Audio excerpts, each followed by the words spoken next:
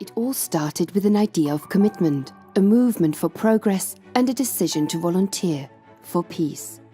For the past 25 years, UN volunteers have supported peace processes in war-torn societies and countries in complex political transition around the world. Often working in remote and volatile environments, UN volunteers have maintained their commitment to peace and development through volunteerism worldwide.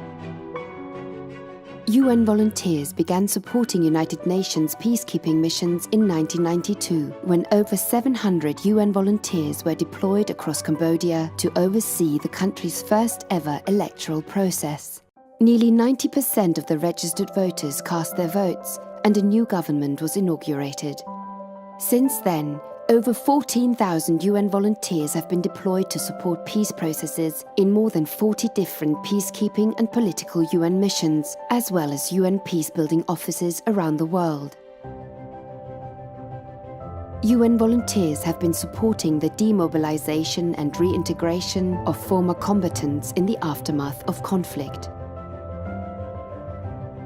Starting in Mozambique in 1993, UN volunteers have been providing food and shelter to former soldiers, teaching them how to read and write, and assisting them to rebuild their lives.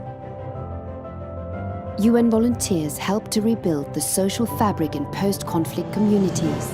They raise awareness on human rights, accompany the victims of violence in seeking justice, and support the healing process. From 1996 till today, UN volunteers work closely with the people of Haiti to restore stability, strengthen Haiti's government institutions, rule of law, and promote the rights of citizens. Working at the community level, UN volunteers support a wide range of electoral activities, ranging from the registration of voters to the preparation of polling station kits and civic education. In Timor-Leste, more than 2,000 UN volunteers help to ensure a fair and transparent electoral process. UN volunteers operate in volatile environments to ensure access to basic social services for people in the most remote areas of post-conflict countries. They ensure that communities can access education, primary healthcare, justice, and administrative services despite ongoing conflict.